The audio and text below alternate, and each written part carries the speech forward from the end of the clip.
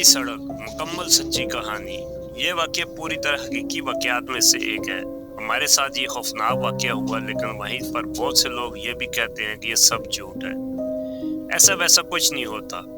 ऐसी चीज़ें सिर्फ किस्से कहानियों में ही होती हैं। और शायद मैं भी ऐसा ही था, लेकिन मैं समझता हूँ कि ये कुछ तो होता है जिससे बहुत से लोग घबरा जाते हैं।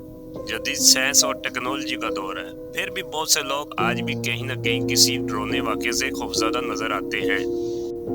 इसी तरह और भी बहुत सी मखलूक़ात इस दुनिया में हमारे इर्द-गिर्द मौजूद है। इनमें से कुछ तो वो मखलूक़ात है जिनको हम देख सकते हैं, जैसा कि जानवर, चरिंद परिंद, कीड़े मकोड़े, समुद्री मखलूक़ात वगैरह वगैरह। लेकिन कुछ मखलूक़ात ऐसी भी हैं जिनसे हम डर भी जाते हैं, जैसा कि जंगली जानवर, शेर, चीता, भेड़िया, सांप, बिच्छू वगैरह, क्योंकि ये सब मखलूक़ात को हम साफ साफ देख सकते हैं। लेकिन इस दुनिया में बहुत सी ऐसी मखलूक़ात भी हैं जिनको शायद आज तक हमने देखा ही नहीं है, पर वो इस दुनिया में हमारे साथ मौजूद है। जैसा कि वो मखलूक़ात जिनको हम हवाई चीज़ें भी कहते हैं। इनमें जन्नात, चुड़ैल, छिलावा, डैंग और बदरू शामिल हैं। ये वो चीज़ें हैं जो कि ज़्यादातर वीरान जगहों पर, खाली पड़े मकानों में, पुराने दरख्तों पर, गंदी जगहों पर अक्सर पाई जाती हैं। और जिस खाली जगह पर 40 दिन तक सूरज की रोशनी न पड़े, लाइट न जले, तो ये चीज़ें वहाँ अक्सर बसेरा कर लेती हैं, क्योंकि इन चीज़ों को वीरानी और अंधेरा बहुत ही ज़्यादा पसंद होता है, ताकि इनका किसी भी इंसान से सामना ना हो। और जब हमारा इनसे सामना होता है तो इनको भी इतना ही बुरा लगता है जितना कि कोई अगर हमारी जगह पर कब्जा करे तो हमें बुरा लगता है। इसी वजह से ये हमें वहां से डरा कर भगाने की कोशिश करती हैं, हम इस जगह को छोड़ दें और अपना बसेरा कायम करें। और दोस्तों, इनमें भी बहुत सी अक़साम होती हैं, जिनमें से कुछ तो इंसान को सिर्फ डराती हैं, तो कुछ ऐसी भी हैं जो कि इंसान को नुकसान भी पहुंचा देती हैं। और ऐसी चीज़ें अक्सर हमें अकेले में ही डराती हैं। जैसा कि हम जब अकेले किसी सुनसान जगह से गुजरते हैं तो अचानक से इस जगह पर किसी खौफनाक आवाज़ के आने से हमारे रोंगटे खड़े हो जाते हैं, तो इसका मतलब होता है कि आप इस चीज़ की हदूद से गुजर रहे होते हैं। और ये ज़रूरी नहीं कि वो जगह सिर्फ घर से बाहर हो, बल्कि ये जगह कोई भी हो सकती है।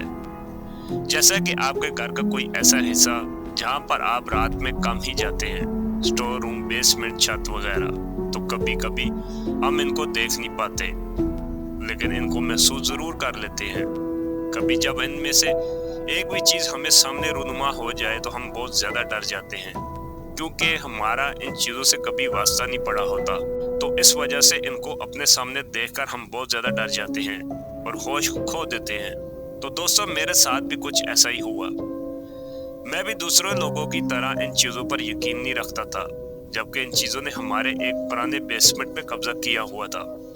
और मुझे तब अच्छी खासी होश थी जब मेरे बाबा के एक दोस्त आलम साहब ने इन चीज़ों का खात्मा किया था इस बेसमेंट से। और इसके बाद भी बहुत सारे वाक़यात मेरी आंखों के सामने हो चुके थे, लेकिन मैं वो सब भूलकर फिर भी इस बात पर कायम हो गया था कि ऐसा वैसा कुछ नहीं है, क्योंकि मैं इन वाक़यात से ऊपर आया था और अब मैं खुद को एक बहादुर इंसान समझता था। यही चीज़ें मैं अपने दोस्तों को सिखाना चाहता था। जब भी कोई दोस्त मुझे इन चीज़ों के बारे में बताता तो मैं इसका मजाक उड़ाया करता था। मैं इसको कहता था कि तुम बहुत ही बड़े डरपोक हो, ऐसा वैसा कुछ नहीं होता। ये चीज़ें पुराने दौर में होती थी, अब नहीं। और फिर मैं एक बार अपने दोस्तों के साथ सिनेमा गया। 9 से 12 का शो देखा और सब दोस्त सिनेमा से बाहर निकल आए। तभी मेरे दोस्त ने कहा, यार देखो, धुंध इतनी नीचे तक आ गई है, कुछ नज़र ही नहीं आ रहा, क्योंकि दिसंबर का महीना था और सर्दी ही बहुत ज़्यादा थी। इसलिए सिनेमा से निकलते ही मेरे तो दांत आपस में बजने लगे। धुंध इतनी शदीद थी कि हद नगाह सिर्फ 10 कदम तक ही रह गई थी। मैंने कहा, अरे यार, अब तो बाइक भी कछुए की रफ्तार से चलानी पड़ेगी। देखो तो वाकई में कुछ दिखाई नहीं दे रहा। ऐसे में टाइम पर घर पर कैसे पहुंचेंगे? दोस्तों ने कहा, यार कोई बात नहीं, अब घर तो जाना ही है, वैसे भी हम यहाँ रुक कर धुंध खत्म होने का इंतजार थोड़ी ना करेंगे, चलो निकलते हैं। इसके बाद हमने सब अपनी अपनी बैग्स टाइट की और वहाँ से एक साथ घर की तरफ चल दिए। अभी कुछ दूर ही गए थे कि एक दोस्त बोला, यार सड़क बिल्कुल खाली है, कोई ट्रैफिक नहीं, ना ही कोई रोकने वाला, तो क्यों ना रेस हो जाए, देखते हैं मोहल्ले में सबसे पहले कौन पहुंचता है। ये सोचकर बाकी दोस्तों ने कहा तो चलो फिर आज देख लेते हैं किस में कितना दम है। मैंने कहा अरे यार क्यों मरने वाले काम कर रहे हो, 10 कदम से आगे तो कुछ नजर नहीं आ रहा और ऊपर से तुम लोग रेस की बात कर रहे हो। इतने में आमिर ने कहा सीधी सीधी बात करो, तुम्हें डर लग रहा है क्योंकि तुम इस वक्त हमसे जीत नहीं सकते। मैंने कहा यार ऐसी बात नहीं है, धुन की वजह से कुछ नजर तो आ नहीं रहा, तो ऐसे में रेस कैसी? तुम्हें नहीं लगता कि हमें इस वक्त बहुत एहतियात से जाना चाहिए? तभी मेरे दूसरे दोस्त ने कहा अरे हम सब लोग लगाते हैं ना रेस, इसको आराम आराम से आने दो। पीछे वैसे भी जब हम इसके सामने बिजली की रफ्तार से जाएंगे तो मुझे यकीन है कि इसकी सारी एहतियाती नसीहतें ये खुद ही भूल कर बाइक को हवा की तरह उड़ानेगा, क्योंकि इसको छेड़ने का यही तरीका है। जब भी कोई इससे आगे जाना चाहता तो ये खुद ब खुद इससे रेस लगा लेता है और इससे आगे निकल जाता है। भला सब लोग जानते नहीं हो इसको? ये सिर्फ ड्रामेबाजी कर रहा है और कुछ नहीं। इतने में एक दोस्त ने कहा चलो तो फिर शुरू करते हैं, 3, 1, 2 चलो। ये कहकर सबने अपनी अपनी बाइक्स की स्पीड तेज कर ली और देखते ही देखते धुन में गायब हो गए। मैंने आम सी जैकेट पहन रखी थी और मैंने हाथों में दस्ताने भी नहीं पहने हुए थे, जिसकी वजह से मेरे हाथ पूरी तरह सर्दी से ठर गए थे। मुझे बहुत ही ज्यादा ठंड लग रही थी, इसी वजह से मैंने अपनी बाइक की स्पीड आस्ते ही रखी, क्योंकि मैं सर्दी से कांप रहा था। इसी वजह से बहुत ज्यादा स्लो हो गया था। अब पूरी सड़क वीरान थी और मैं अकेला इस सड़क पर पागलों की तरह जा रहा था। अब मैं बहुत परेशान हो रहा था क्योंकि सड़क पर बहुत सन्नाटा था। बहुत ही देर बाद कोई एक आध गाड़ी या बाइक इसके पास से गुजर जाती, इसके बाद सड़क फिर से वीरान हो जाती। मैं चुपचाप बस चलता रहा और ऐसी खामोशी थी कि मुझे सिवाय मेरी बाइक की आवाज के और किसी की आवाज सुनाई नहीं दे रही थी।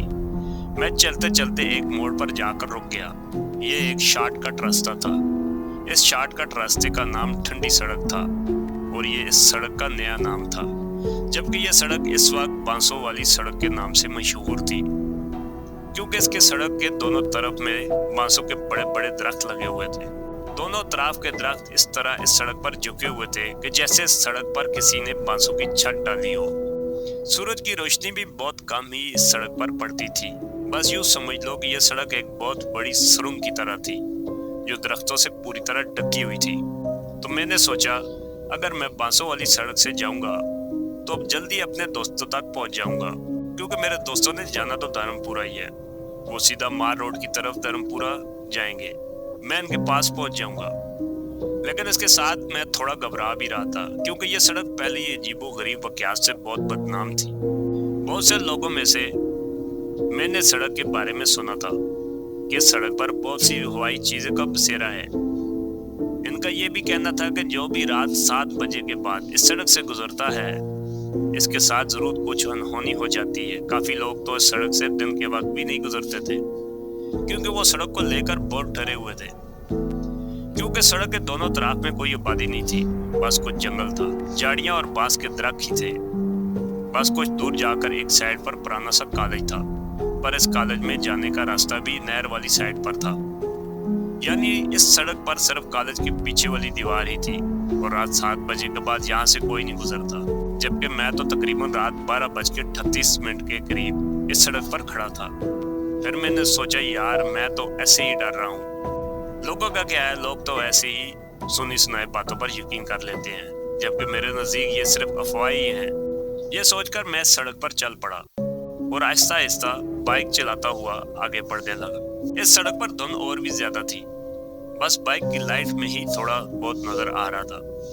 मैं भी थोड़ा ही दूर गया था कि मुझे ऐसे लगा कि सड़क की बाईं तरफ कोई सफेद कपड़े पहनकर खड़ा है, लेकिन मुझे साफ दिखाई नहीं दे रहा था। मैं बाइक की स्पीड बिल्कुल कम कर ली और थोड़ा और आगे गया। बाइक की लाइट मैंने इसके कपड़ों पर डाली तो देखा कि सड़क के बाईं तरफ एक बहुत खूबसूरत और दिलकश सफेद लिबास पहने एक औरत खड़ी है। इसके काले घुंघराले लंबे लंबे बाल थे जो कि इसने खुले छोड़े हुए थे। इसका चेहरा बहुत ही पुरकश और खूबसूरत था। इसने बहुत सी ज्वेलरी पहन रखी थी, ऐसा लग रहा था कि ये किसी अमीर तरीन घराने से ताल्लुक रखती है। फिर मैंने सोचा यार रात का 1 बजने वाला, ये औरत इस टाइम यहाँ क्या कर रही है? हाँ ये भी हो सकता है ये कोई 2 नंबर औरत है जो कि रात को धंधा करने निकली है, या फिर ये कोई डाकू के साथ मिली हुई औरत होगी जो लिफ्ट लेने के बहाने लोगों को लूट लेती है। इसके साथी भी यहाँ आसपास ही छुपे होंगे। मैंने बाइक की स्पीड और स्लो कर ली। मैं बहुत धीरे धीरे ये सब सोचता हुआ इसकी तरफ बढ़ रहा था, और जब इसके और मेरे बीच सिर्फ 10 कदम का फासला रह गया तो मैंने बाइक सड़क के दाईं तरफ कर ली और रोक ली, जबकि वो सड़क के बाईं तरफ ही खड़ी थी। मैंने सोचा अगर मेरे साथ कुछ भी बुरा होने लगा तो मुझे भागने में आसानी रहेगी। इसी वजह से बाइक मैंने स्टार्ट ही रखी। मैंने दूर से ही बाइक पर बैठे हुए इसको पूछा, कौन हो तुम? इससे कोई जवाब नहीं दिया। फिर मैंने सोचा शायद इसको मेरी आवाज सुनाई नहीं दी। मैंने 4 कदम बाइक और आगे ले ली और फिर से थोड़ा ऊंची आवाज में कहा, कौन हो तुम और यहाँ क्या कर रही हो? लेकिन इसने फिर से कोई जवाब न दिया। अब मैं थोड़ा घबराने लग गया था, क्योंकि मैं सोच रहा था कि ये तो मुझे जवाब नहीं दे रही, इसका मतलब जरूर कोई न कोई गड़बड़ है। इसके साथ मैं इधर उधर देख भी रहा था कि कहीं इसके साथी तो नहीं आ रहे। मैंने आखिरी बार ऊंची आवाज में कहा, देखो अगर तुमने अब भी जवाब न दिया तो मैं फिर जाने लगूंगा। तो उसने अचानक से रोना शुरू कर दिया और रोते हुए बोली, मैं बहुत मुश्किल में हूँ। मैं अपने शोहर के साथ अपने रिश्तेदारों की शादी की तकरीब से वापस आ रही थी कि अचानक से हमारी बाइक पंचर हो गई और हम पैदल चल रहे थे कि मैं थक गई। तो मेरे शोहर ने मुझसे कहा कि तुम यहाँ रुको, मैं जल्दी कहीं से पंचर लगवा कर आता हूँ। मैं तब से यहाँ खड़ी हूँ, पर मेरा शोहर अभी तक लौट कर नहीं आया और इस सुनसान जगह पर मुझे बहुत डर लग रहा है, कहीं कोई चोर डाकू मुझे कोई नुकसान न पहुंचा दे, और इसी वजह से मुझे बहुत रोना आ रहा है। इसकी बातें सुनकर मेरे दिल में रहम आ गया। मैं बाइक से उतरकर इसकी तरफ गया। फिर मैंने कहा, देखिए आप रोए मत, मुझे ये बताइए कि आपका शोहर किस तरफ गया है? तो इस औरत ने धर्मपुरा की तरफ इशारा करते हुए कहा, वो इधर की तरफ गए हैं। तो मैंने इस औरत को कहा, अगर आपको बुरा न लगे तो आप मेरे साथ बैठ जाएं, मैं आपको धर्मपुरा उतार दूंगा, फिर आप उधर से अपने घर चली जाना, क्योंकि धर्मपुरा में इस वक्त भी आपको रक्षा वगैरह मिल ही जाएगा। वैसे भी मैं धर्मपुरा ही जा रहा हूँ, अगर जाना है तो बताएं। इस औरत ने अपनी आंखों से आंसू पोंछते हुए कहा, आपका बहुत बहुत शुक्रिया, आप मुझे बस रक्षा तक ले जाएं, आगे मैं खुद ही चली जाऊंगी। मैं वापस बाइक की तरफ गया और बाइक स्टार्ट करके इसके पास ले गया। वो बाइक पर बैठ गई, फिर हम वहां से चल पड़े और अचानक से मुझे बहुत ठंड लगने लगी।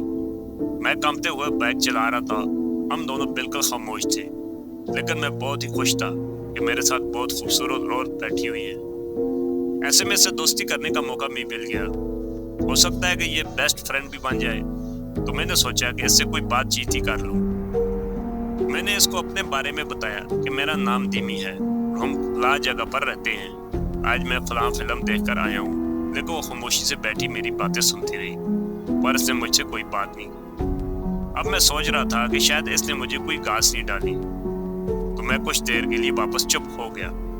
खामोशी से बाइक चलाता रहा और थोड़ी देर के बाद मैंने इससे पूछा कि आपका नाम क्या है और आप कहाँ रहती हो, लेकिन उसने कोई जवाब नहीं दिया। मैं आगे देखते हुए इससे इधर उधर की बातें करता रहा, पर इसने मुझे कोई जवाब न दिया। मुझे इस पर गुस्सा आ रहा था। मैं सोच रहा था, लगता है ये अपनी खूबसूरती पे बहुत ही ज्यादा घमंड कर रही है और मुझे नजरअंदाज कर रही है। मैंने कहा, देखो मैं नहीं जानता कि तुम मेरी बात का जवाब क्यों नहीं दे रही, लेकिन कुछ तो बात है। मुझे लगता है मैं खुद ही से बातें करता जा रहा हूँ, अब कुछ बोलो भी। तभी किसी ने मुझे खौफनाक आवाज में गुस्से से कहा, चुपचाप आगे देख कर चलो वरना पछताओगे। मैं चौंक गया और अब मैं थोड़ा सा डरने लगा, क्योंकि मैं सोच रहा था कि कहीं ये गुस्से में आकर मेरे ऊपर किसी किस्म का इल्जाम न लगा दे। लेकिन मैंने पीछे नहीं देखा। मैंने बाइक तेज कर ली, पर वो सड़क खत्म ही नहीं हो रही थी। और जब मैंने गौर किया तो वो बाइक अभी भी बिल्कुल स्लो थी, जबकि मैं इसको चौथे गियर में फुल तेज से चला रहा था। ऐसा लग रहा था कि जैसे बाइक पर किसी ने बहुत ज्यादा वजन रख दिया हो। ये सब देखकर मैं अब पूरी तरह घबराने लगा, क्योंकि मैं अभी आधी सड़क पर भी नहीं जा पाया था, जबकि पूरी सड़क सिर्फ 2 किलोमीटर की थी। मैं पूरी तरह से बाइक को भगाने की कोशिश कर रहा था। इतने में मेरे पीछे से जोर से सांस लेने की आवाज सुनाई देने लगी, जैसे कोई मेरे कान के पास ही तेजी से सांस ले रहा है। मेरे रोंगटे खड़े होने शुरू हो गए। अब मैं कुछ समझ गया था कि मेरे साथ कोई औरत नहीं बल्कि कुछ और ही चीज है। इतने में इस औरत ने मेरे कंधे पर हाथ रखा और अचानक से मेरे पूरे जिस्म में एक डर की लहर दौड़ पड़ी। मैंने डरते हुए जब अपने कंधे पर नजर डाली तो मुझे एक अजीब सा बड़े बड़े नुकीले नाखून वाला हाथ दिखाई दिया। वो हाथ आहिस्ता आहिस्ता मेरी गर्दन की तरफ बढ़ने लगा और मेरे पीछे से एक खौफनाक हंसी की आवाज आने लगी। वो हंसी ऐसी थी कि इसके आगे मेरी बाइक की आवाज भी दब गई और बाइक जैसे किसी जगह में फंस गई थी। इसके टायर तो घूम रहे थे पर बाइक एक ही जगह खड़ी थी। तभी किसी ने पीछे से मेरी दूसरे कंधे पर अपना मुंह रख दिया। मैं डर से थर थर कांपने लगा कि पता नहीं कैसे मैंने हिम्मत करके जोर जोर से कलमा पढ़ना शुरू कर दिया और ऐसा करते ही मेरे पीछे से एक खौफनाक चीख की आवाज आई। मैंने कांपती हुई गर्दन से पीछे देखा तो मेरे साथ ही एक बहुत भयानक शक्ल वाली औरत बैठी हुई थी।